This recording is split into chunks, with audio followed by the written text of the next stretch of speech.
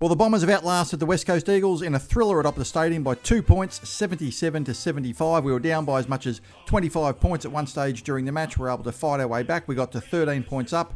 A late burst from West Coast got them to within 2 points, but we were able to hold on. It looks like the victory has been soured somewhat by a serious Achilles injury, a long-term injury to Sam Draper. It hasn't been totally confirmed how serious it is, but they are saying it is an Achilles. So that is devastating news for Sam. He has been really, really good for us the last couple of weeks, and he was going to play a prominent role for us this year. So obviously this opens up the door for Todd Goldstein to come into the side for Anzac Day next week and beyond. So it's really devastating news for Draper, and we all feel for him. So that does sour the win somewhat, obviously. But we're going to get into the win. Look, any win is a good win on the road. I don't care who it's against, especially when you're down by 4 goals. A lot of us were expecting us to, crawl, to win this comfortably. I said by 15 points in my preview. I thought it'd be a tough win. You damn near gave me a heart attack, babe. I thought we'd just get over the line, and we did. It was always going to be hard. West Coast, after recording the lowest amount of contested possessions in the history of the game, according to Champion Data last week, and that includes the COVID seasons, which had shortened games, they were always going to come out pretty tough and ready to go, and they did pretty well in the first quarter. They didn't let us play our game. In the first portion of the game, they had 24 possessions to 4 at one stage in the first quarter, and we really weren't able to get going in that first quarter. We're going to get into the first quarter, and I'm going to go through all the quarters in a minute as we go through the match. But at the end of the day, we've held on. We've got the 4 points. That's the main thing. And look, we've now won 3 games in a row, and now we go into the Anzac Day match on the cusp of the final 8. There were, to be honest, some pretty heroic performances tonight. 2-metre Peter with 6 goals. I said that it would be a great confidence boost for him if he can get a few goals against an opponent we should beat. And look, you can't really ask for more than that. Nic Martin was quite heroic as well. 145 Supercoach points. A really, really good game. But we're going to get into all that, and we're going to start off with the first quarter.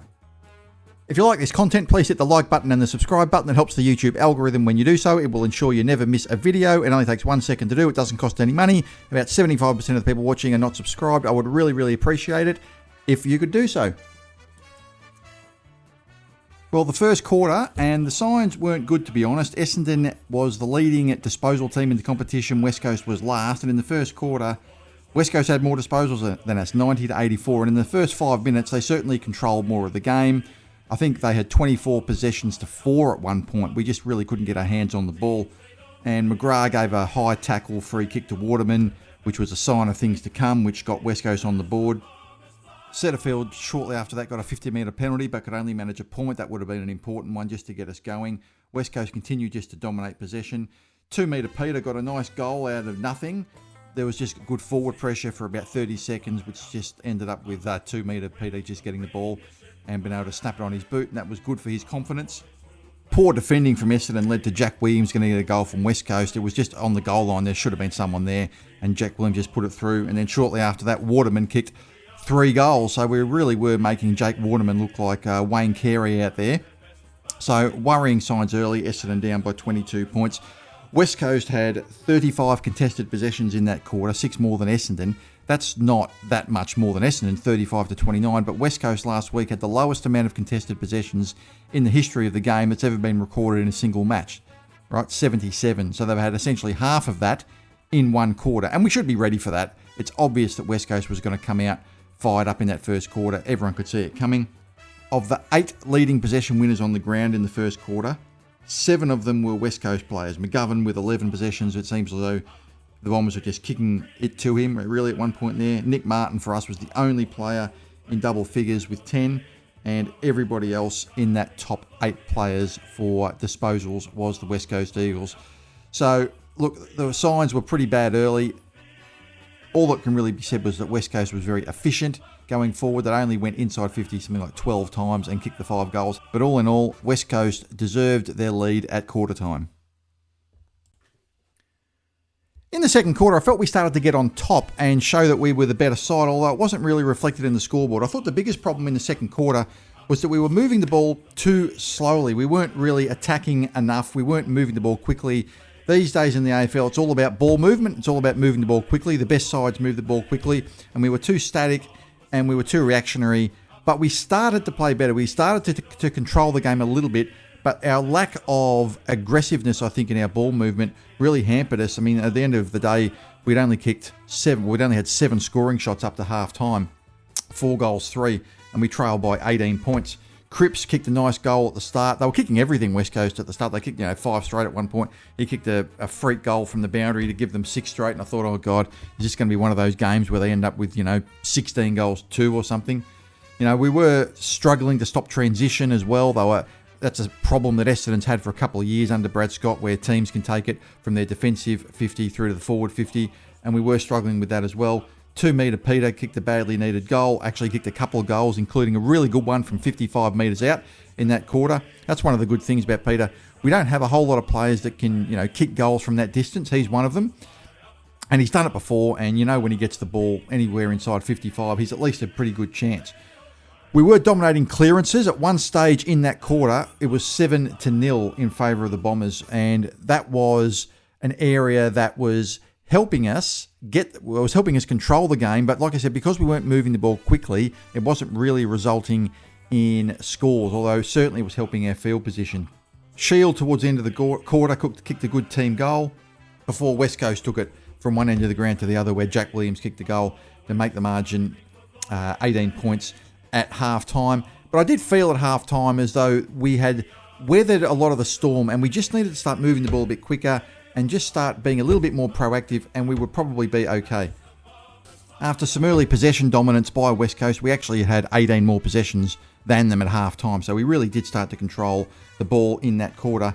And at half-time, Shield had 13, Roberts had 13, Martin had 13. They were their 3 leading possession winners, and it wasn't like the first quarter where West Coast had 8 of the top 9 disposal winners on the ground. So, look, it was a dangerous scoreline at half-time. We weren't scoring enough, but we'd only conceded 10 scoring shots, 7 goals, 3 to West Coast. So the signs were there that we could get back into the game if we started being a little bit more proactive. So the third quarter, in retrospect, was where the game was won. Even though we had a slight possession dominance at halftime, 18 more possessions in West Coast. You've got to remember, we were the number 1 possession team in the competition. West Coast were last. So that's not that much of a difference. And West Coast were getting up on us, stopping our possession game. And we really, really needed to start controlling the game in the third quarter, which was what we did. We were lucky at one stage. Liam Ryan missed a pretty simple shot, and we took it down the other end where 2 metre Peter kicked a nice little snap goal. And that was really a 2-goal turnaround. And, I mean, I thought at the time this was pretty significant. The commentators really didn't mention too much about it, but that was a huge impact on the scoreboard in the match. Jaden Hunt kicked a good goal with some forward pressure for West Coast. Hewitt kicked a goal for them. But then Perkins made a bit of a cameo and kicked a couple of important goals, including the second one, a really, really good snap, which got the scores to around about within a goal.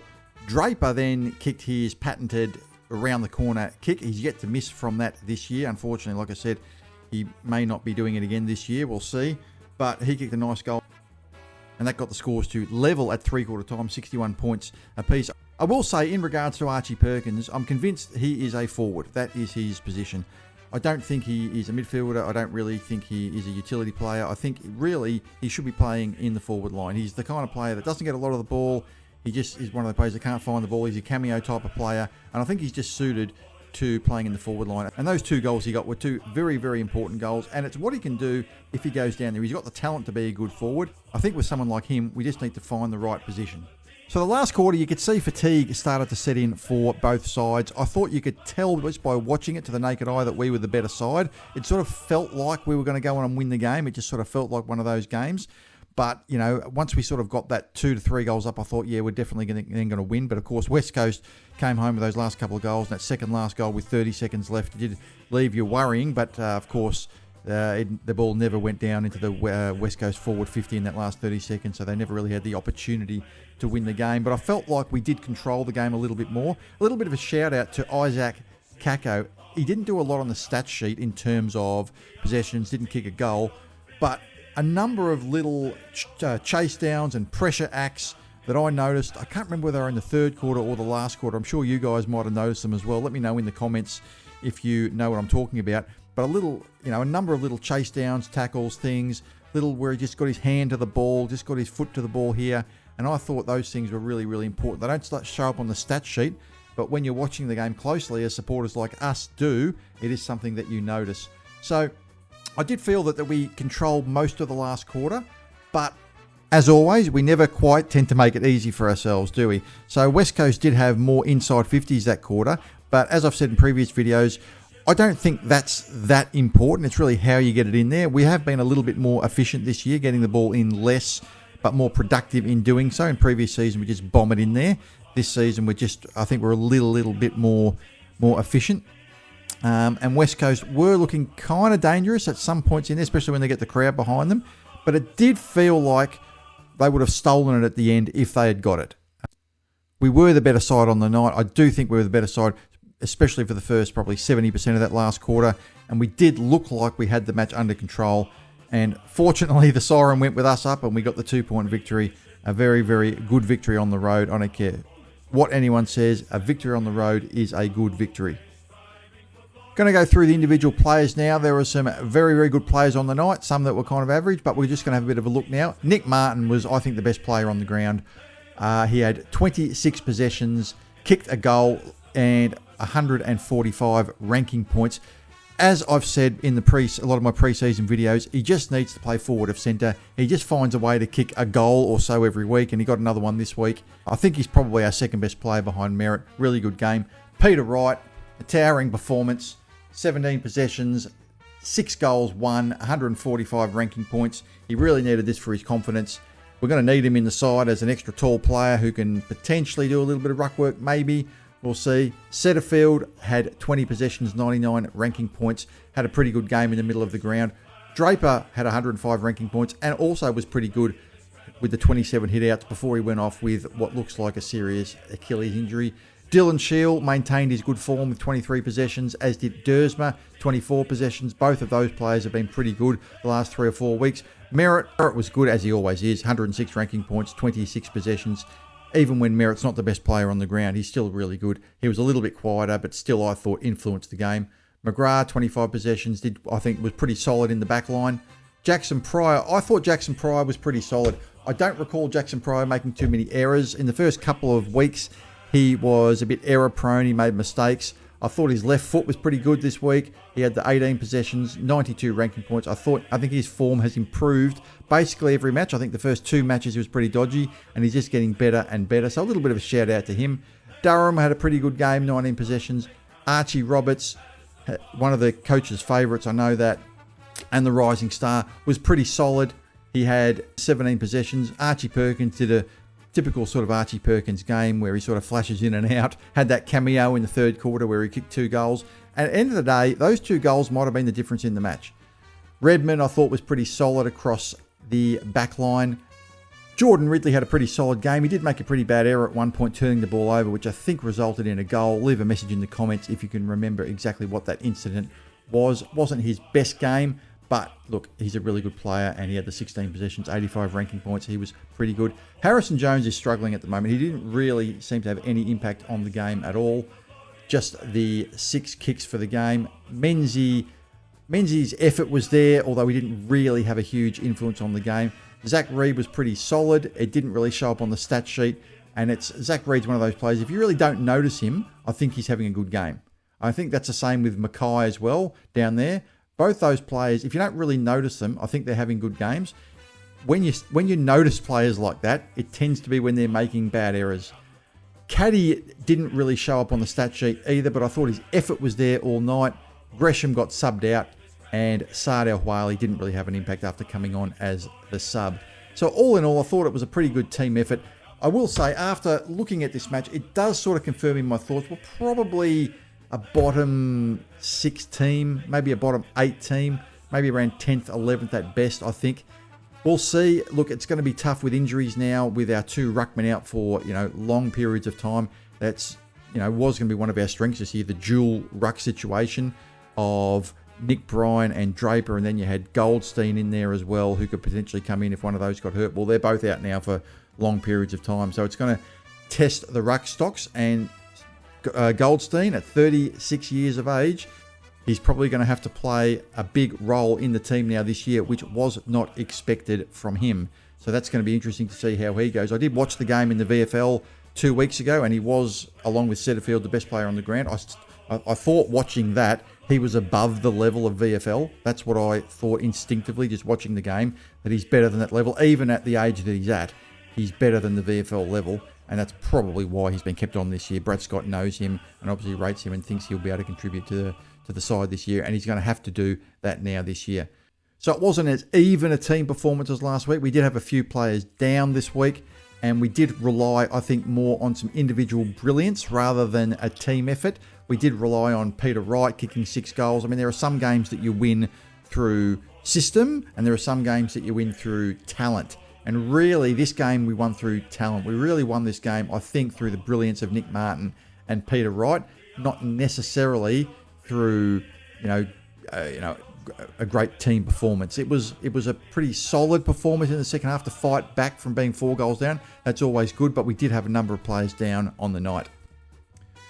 So we're going to have a look at some of the stats in the match and have a look where the match was won and lost. You can see there we had a slight edge in disposals, 348 to 326. But as I mentioned earlier in this video, we were the number 1 ranked side for disposals this year. West Coast were last. So that's probably why West Coast were able to get so close. We had 100 more possessions than Melbourne last week. So McQualter deserves some credit for the West Coast coach for getting his players to press up on us, especially in that first half, taking us out of our comfort zone. West Coast had 5 more inside 50s, 47 to 22. Disposal efficiency and efficiency inside 50 was pretty even. We had 5 more free kicks. Why can't the umpires decide what 15 metres is? It's really starting to annoy me. I really think with this rule, they need to take the benefit of the doubt and apply it to assuming that it's gone 15 metres. The benefit of the doubt is around the wrong way. They're taking the benefit of the doubt and assuming that a kick hasn't gone 15 metres, when often it has. But even if it's only just gone 15 metres, it's the type of one that really needs to get paid. They've obviously been instructed to be more strict with this rule, and as often happens with the umpires, when they're instructed to do something, they go too far with it. There was a key moment where we had a kick that went at least 25 metres that wasn't paid. But anyway, we had a slight edge in free kicks, 26 to 21. We had 12 centre clearances to 7, 25 stoppage clearances to 15. This was an area that we controlled most of the night. It doesn't always result in scores, but what it does result in is field position. You get the ball at least 1 possession or a kick length further down the ground. It doesn't always mean that you're dominating the game, but it means that you're often in a better position in the ground. We had 23 more uncontested possessions, 222 to 199. Edge in marks, 93 to 81. Look, most of these stats are pretty even, which kind of reflects the game. West Coast did come out to play. We would be expecting that, and we weren't able to shake them off at any point. So you'd expect these stats are pretty even, and really, you'd have to give credit to the West Coast and the coaching staff for taking us out of our comfort zone and not allowing us to play the game that we've been playing for most of the season. So there you have it. What did you think of the match, everybody? Did you have a heart attack watching it? It was pretty stressful, as always. We never make it easy for ourselves, do we? So let me know, did you go to the game? Anyone in Perth go to the game? If not, what were your experiences watching the game? Is there anything that I've mentioned in this video that you weren't aware of? Is there anything I've missed? Please let me know if there's anything I've missed which you can bring to my attention. I'd like that. I'll try to go into some detail, as much detail as I can. I make notes as I'm watching the game to make sure I've covered everything, but if there's anything I missed, please let me know. We're 3-2 now, and the season is still alive. So, as always, everybody, have a great day, and go Bombers! We are the teams they don't fear. They all try their best, but they can't